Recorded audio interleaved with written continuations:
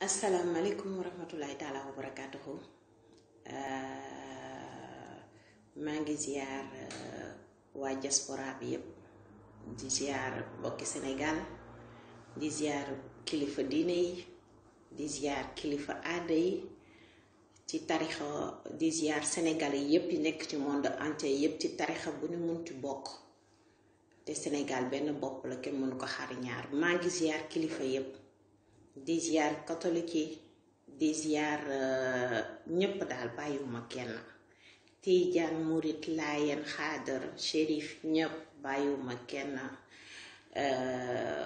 maa ngi ziar waa adduna bi yépp daal di leen jaajëfal di leen gërëm di leen sant di sàkku ci yéen ñaan te di leen ñaanal nara commencé live bi nag ci ñaari thème benn bi mooy non à l'homosexuel déedéet ci góor jigéen beneen bi mooy pour sunu président Sonko mi nga xam ne dafa war a tukki pour loo xamante ne sunu avantage yu dëkk la woon muy affaire franc CFA bi pour waxtaan ci kon nag man la soxna Coumba Niass maa ngi dëkk Antibes di seen doom di seen lépp maa ngi leen di ziar daal di ziar Sénégal yépp di baalu àq ñépp di baal àq ñépp dinaan nag damay wax ne tey jii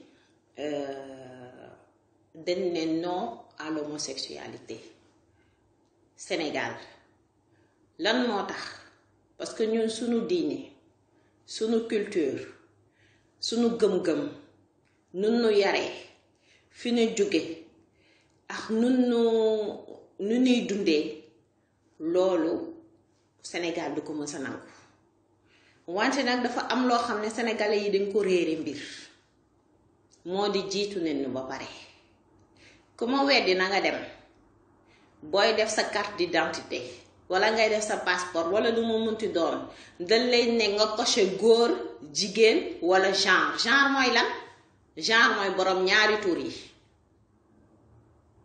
lan moo ko fa indi mooy dañ ko dugal ci suñu constitution kon nag ñaari problème la ñu am def nañ ko ci suñu constitution te ñun ñii sénégalais yëgunu te loolu du dëgg du yoon Sénégal dafa am loo xam ne xaju fa dafa am loo xam ne dëkk bu nekkax lu mu moom kon Sénégal dafa am lu mu moom suñuy maam dafa am lu ñu xeex sunu diine bi ba ni am lu ñu am nii tey ba diine l'islam bi taxaw catholique yi xeex diine catholique bi mu taxaw kon nag war ngeen xoolaat seen bopp xool doxalin bi lii du dëgg du yoon kon tey jii ñépp dañuy dem defi marche dem leen ngeen defi ji marche dem leen ngeen defi ji marche bu leen fa kenn dëgg parce que lii pour Sénégal ñépp la boo leen ko xamul moo wax leen lu leer je le dis d'abord en français. Bonjour les amis, je m'appelle Coumba Niass, j'habite en Antibes. Je voulais dire que au Sénégal, on dit non à l'homosexualité. Parce que tout simplement, dans chaque pays, il y a des réalités. Dans chaque pays, il y a ses droits, il y a sa façon de vivre, il y a une façon d'être. Au Sénégal, c'est pas possible. On a une façon de vivre, on a une façon d'être, on a une façon d'évoluer que ça sera jamais accepté au Sénégal. Donc, s'il vous plaît, je le dis juste, pas pour stigmatiser les homosexuels, attention, je dis pas ça, hein. Je le dis parce que tout simplement, nos réalités à nous au Sénégal, par rapport à notre façon de vivre, par rapport à notre éducation, par rapport à notre façon d'être, ce n'est pas possible. Donc, moi je dis non. Je ne peux pas porter la voix de tous les Sénégalais, mais moi personnellement, Coumba Niass, je dis non pour le Sénégal, l'homosexualité. Maintenant, chacun est libre. Il y a beaucoup de gens qui ne veulent pas en parler par peur. Parce qu'ils disent qu'ils sont hyper puissants. Moi, j'ai peur de personne à part de Dieu qui m'a créé. Voilà, mon créateur, j'ai peur que de lui. Donc, je fais ce que j'ai à faire à mon âme et conscience pour être quitte avec ma conscience. Merci beaucoup. Dama doon wax ne lii am na ñu bari ñoo xam ne bëgguñu ci wax parce que dañoo ragal boo waxee ñu ne lobby bi dafa am doole dafa am nangam mais man ragaluma leen kenn laa ragal mooy ki ñu sàkk yàlla buur bi suñu borom mi ma sàkkalee ñoom moom laa ragal man duma ragal doomu aadama ni man déedéet am naa respect nag ci doomu aadama am naa itam kilifa waaw ñun loolu la ñu yare loolu la ñu xam kon nag yëf yi nañ ko teg ci yoon nañ ko jaarale ci yoon te lépp loo xam ne def nañ ko affaire góor jigéen ñi yooyu ni dem bind ko ba pare fu mu nekk nii def ko suñu pièce d'identité yi tey inscrire ko ba pare te nit ñi xamuñu lu xew yow da ngay dem signer rek dem sa yow doo xool doo vérifier dangay vérifier xool man maa ne non waaw maa ko wax man personnellement man waaw maa ko wax kooku mami biso maa ko wax maa ne non si loolu léegi nag maa ngi ñëwaat si beneen pàcc bi mooy président Sonko lan moo tax moom mu laajte ni def jugement bi moom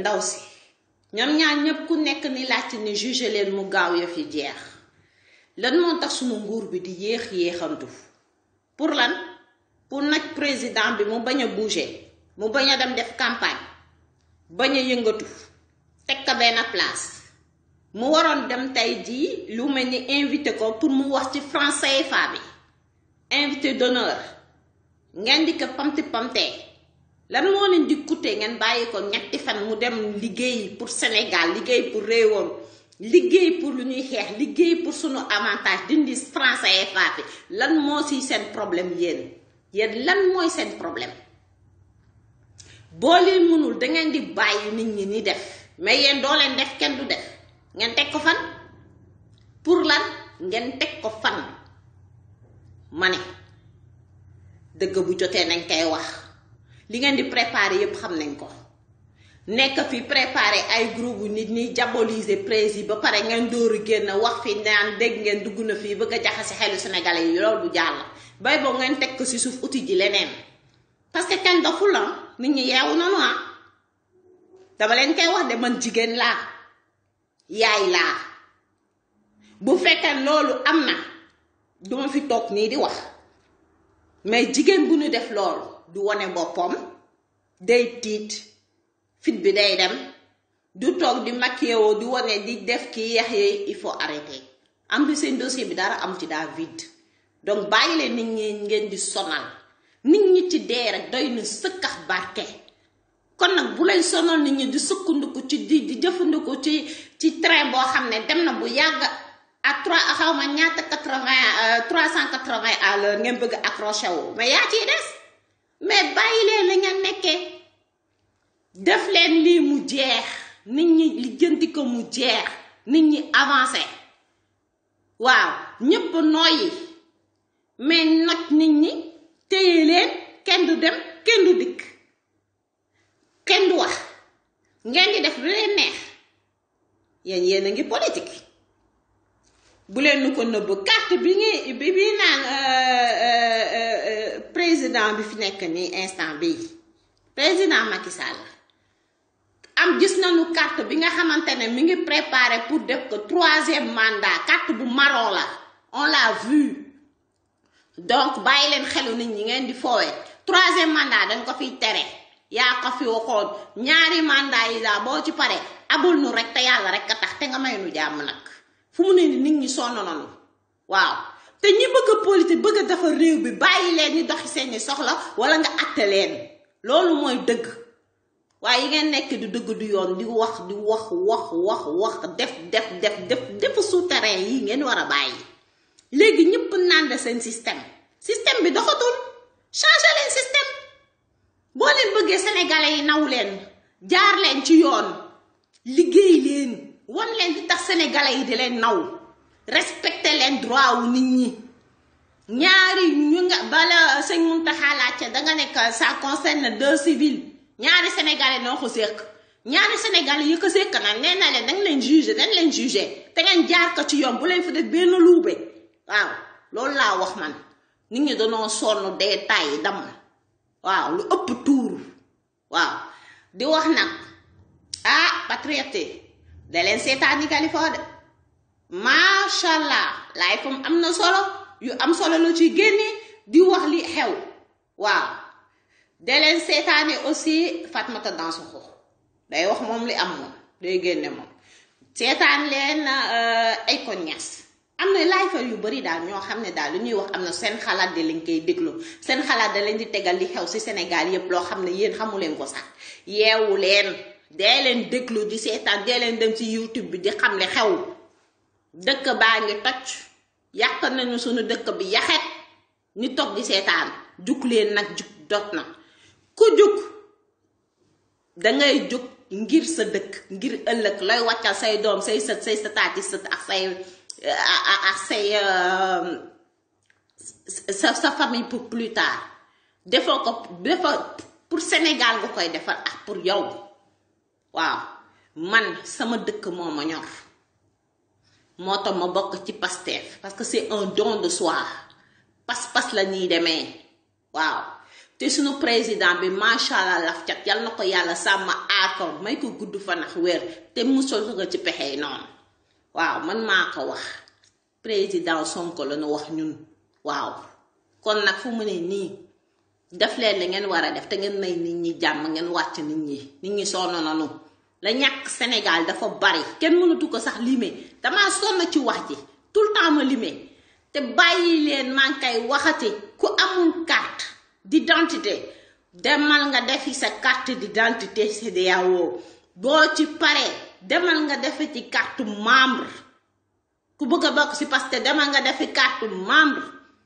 waaw bu vote jotee na nga dem uti ji carte électeur bu vote jotee na nga dem voté ji dem leen ngeen voté ji parce que wax ji neex na trop mais boo leen di toog seen kër yi di ñaxtu li leen metti ci damoo leen voté ji ut def leen benn effort tamit moo zéro yam waaw xale yi nga xam ne amaguñu pièce d'identité nañ ci taxaw leen ci loolu def leen loolu dox leen loolu mooy fulla mooy fayda waaw boo te dangeen di xool bu baax ñi ngeen di tànn ci seeni maire yi pour seeni gox ñu mën a taxaw ci seeni gox na ngeen tànn tamit ñii leen di taxawu assemblée pour mun ñi taxawu fi askan bi bañ fi taxawal seeni poche ak ñi leen di jiite loolu moo am solo waaw Sénégal loolu moo ci am solo te man loolu yépp gis naa ko ci président Sonko gis naa président Sonko ne moom bu taxawee moom macha allah dañuy dem parce que moom bi dana livre ba pare ni solution jëndaleen solution ngeen lire ko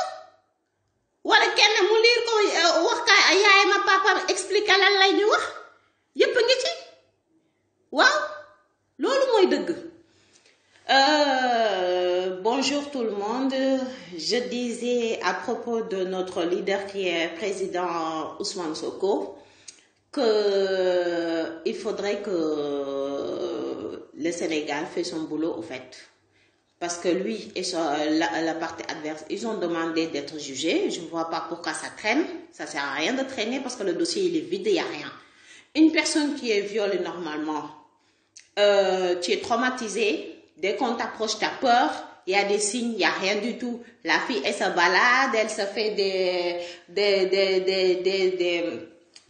des statuts, elle fait des Snapchat, des machins, des trucs. Elle est très bien dans sa peau. Elle n'est pas du tout traumatisée. Et le dossier, il est vide. Donc, arrêtons cette mascarade. Il faut qu'ils font le jugement le plus rapidement possible, qu'on puisse avancer. Parce qu'on est fatigué. D'accord? Ça sert à rien de traîner. C'est le but. Pour pouvoir coincer le président Ousmane Sonko et les Pastef, vous vous trompez lourdement. Depuis le confinement, il y a le digital. On peut parler d'un pays à un autre, vous ne pouvez rien faire du tout. Vous vous fatiguez pour rien. Tout ce que vous faites, on trouvera des solutions. Donc, arrêtez votre cinéma. Trouvez autre chose. Trouvez autre chose, c'est simple. Vous voulez qu'on vous respecte? Vous voulez qu'on croie en vous? Travaillez pour le Sénégal, pas pour votre propre poche et pour vous-même. Travaillez pour la population. Normalement, c'est nous qui vous avons mis là. Donc, vous devez travailler pour la population. C'est nous qui vous payons. Au lieu de prendre notre propre argent, de le dilapider à donner des groupes par-ci, par-là et de faire n'importe quoi. Ça sert à rien du tout. C'est du n'importe quoi. C'est notre propre argent que vous dilapidez. Et tous ces gens-là qui prennent l'argent là en disant qu'ils vont faire diabolisation, soi-disant, en disant du n'importe quoi dans les réseaux sociaux, je me demande s'ils sont vraiment des Sénégalais. Parce que quelqu'un qui est Sénégalais, qui aime son pays, ne doit pas réagir comme ça, ne doit pas parler comme ça. Je suis désolée. Et si c'était leur enfant, ils ne feraient pas ce qu'ils font. Donc, il faut arrêter. Il faut arrêter. Il faut arrêter à un moment donné. Les gens sont fatigués. Les gens en ont marre. Les gens veulent avancer. Les gens veulent le changement. Donc, soit vous travaillez correctement, les gens vous respectent, soit vous arrêtez votre micmac là et faites ce qu'il y a à faire, c'est-à-dire, normalement, il ne doit même pas avoir de jugement, ça doit être un dossier classé parce qu'elle est vide et que vous arrêtez d'embêter tout le monde avec tout ça, quoi. Franchement, on est fatigué. Vous comprenez? On est fatigué. Voilà. Il y a beaucoup de choses à régler au Sénégal plutôt que ce genre de détails comme ça, là.